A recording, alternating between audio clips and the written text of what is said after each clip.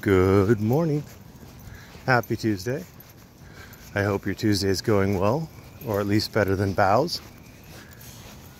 I'm sure we're all aware that Bow earned another arrest, and he earned it. Disorderly conduct, resisting arrest. Congratulations, Bow. Congratulations. I'm wondering, having seen some bonds that come out of Bexar County, having seen some of the bonds that come out of Bexar County, I'm going to assume that one of Bow's bond conditions was not to commit any criminal offenses while he's sitting there waiting on his felony case in Bexar County to be prosecuted. I wonder how this is going to affect things.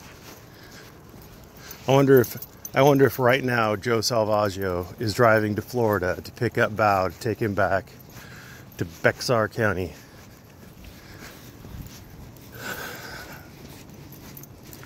So, cop watching. I am a big fan of cop watching. Not a big fan of watching it. It's not very exciting. But I'm a big fan. I'm a big supporter of the people who do it because I think it is useful. It's useful because you're protecting the person who's being detained. You're protecting the officer. I mean, you can single-handedly provide evidence of wrongdoing on either side. And that's a good thing. You may also deter any potential abuses from that officer. And that's also a good thing. What Bow was filming, though, that was like a crime scene investigation, I guess. They were taping off the area. Who was he? He wasn't really defending anybody. He was just getting in the way. He was wasting taxpayer money, acting like a jackass, disrupting the officers. Oh, he had every right to be there. Well, yeah, until he was disorderly, I guess. I mean, he went out of his way to earn that. He really did.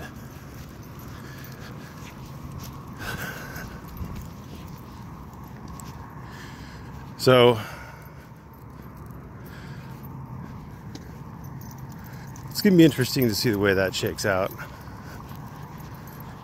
But what's really going to be interesting to see is what Texas does.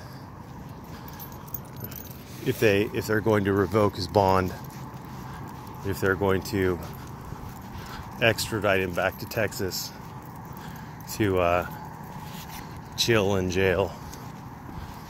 That's going to be the interesting thing.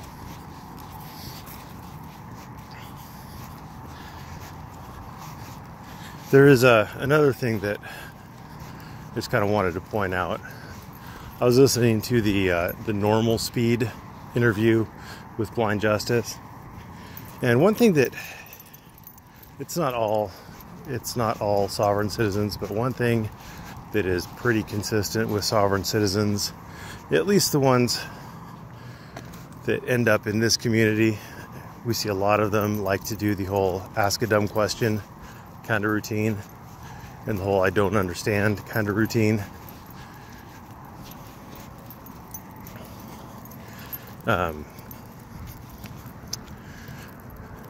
Like when Freeman got pulled over, that was ludicrous. When Freeman got pulled over and he had Tuck and Bow in the car, they were in Arizona, and Freeman tried to play it out like it was that police union guy from San Antonio, I think, or was it Houston? It was Houston. The Houston police union president.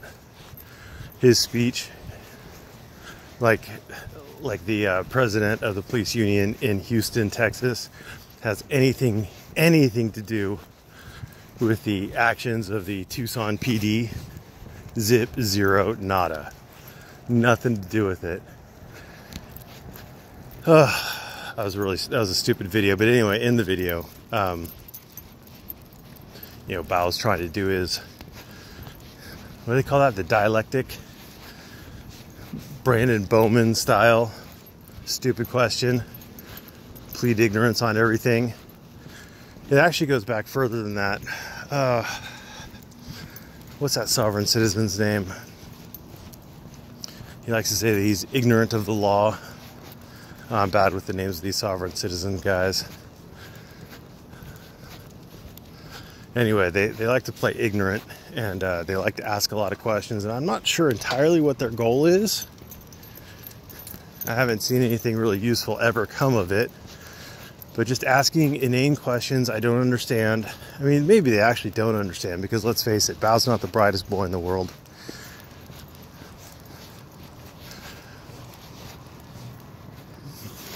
But just assuming stupid things, like assuming that a policy has to be written or a judge's order has to be written. You see that a lot. Where's it written? It's not written. So where's it written? Like, look, you dumb motherfucker, he just said it wasn't written. Like, what part of that didn't you grasp? It's kind of like a passive aggressive, peaceful resistance. You know, I'm not doing anything. I'm just asking questions. You see that? I don't know if you guys ever watch the sovereign citizen videos where they get into court and they try that with a judge. That's normally a hoot. Anyway, so just be aware of that particular tactic. If you see someone doing that, they're probably a sovereign citizen. And again, not all sovereign citizens do that. D-Cup, I haven't seen him do that. I mean, he might, but who the hell really watches D-Cup anyway? Hawkwind, I haven't seen him do that. Hawkwind's problem is that he actually makes assertive statements about the law. And number one, he never has anything to back it up. And number two, when you actually present him with the statutes and the understanding of it, he says, oh, look, I won. Because he's a retard. I made a couple of videos responding to statements that Hawkwind made in my comment section. But I've, surprisingly enough, only heard from Hawkwind that he clowned me and that he won. Anyway, whatever. Finally, somebody spent all night spamming me, I guess. I woke up and there was like 18 notifications from my Discord server that somebody was tagging me in. He was attributing statements that everybody even proximally related to my Discord server were me. And I hate to break this to people, but I am not Leonard. Leonard is not me. I run one account only. I don't play socks. If you think somebody's me, it's gonna have a picture of my stupid little dog and it's gonna say Merbeast on it. And that's how you know it's me. And it's poop time, isn't it? Oh, it's poop time. Oh yeah, okay, poop a shame. Anyway, yes, there is a rule on my server. There's no rules regarding speech, and that's where people keep getting confused. There are some rules on my server. I make the designation of the what color, what role you are, and I also will not allow people to listen if they're not speaking. And that's my rule, and I get to enforce them. Thanks for watching. Have a great day.